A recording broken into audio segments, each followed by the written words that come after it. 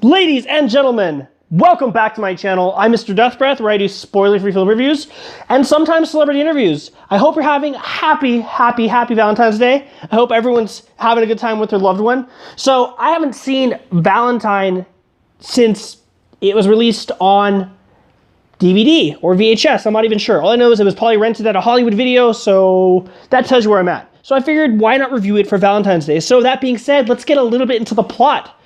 You know that kid that was kind of geeky and kind of rejected? Well, imagine if that kid started killing people. That's essentially the synopsis here without giving too much away. I'm going to try to keep this spoiler free, but I'm also going to be a little loose with it since the movie's been out for quite some time. So let's get into the good right off the bat. The good, it has a great cast. You have David Boreanaz, who does a phenomenal job playing, you know, the handsome boyfriend. And you have Denise Richards, who looks stunning and incredible. You know, Denise Richards, prior to the whole Charlie Sheen, had a reality TV show and somehow just kind of had a relationship become about Charlie Sheen when she still was something to pay attention to. What I really like specifically is there's one kill that really stood out.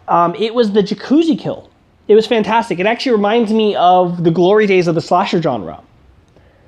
And it had a pretty good ending. The ending was actually pretty fantastic. So that being said, let's get into the bad. Okay, the bad. Gosh. This movie's boring.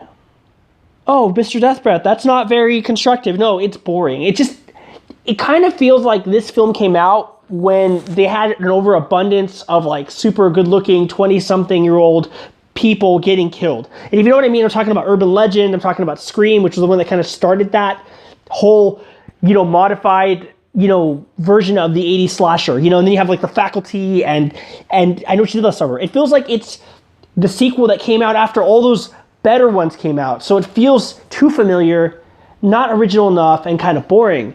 And it feels so dated too. It's like where the 80s slasher managed to stay unique and still holds up, a lot of these films don't. For the exception of a few of my favorites, Scream 1, Scream 2, I Know What You Did Last Summer, and of course The Faculty. I just feel so dated. It's just everything about it. The jumps, the scares, the jump scares, the music, the sound, it just doesn't hold well. And that's just really a problem. That it just feels like the uninspired slasher movie. So that being said, let's give this a rating. On a scale of 1 to 10, what is Valentine? On a scale of 1 to 10, Valentine is a 4 out of 10. It's probably one of the worst films I've seen in a long time.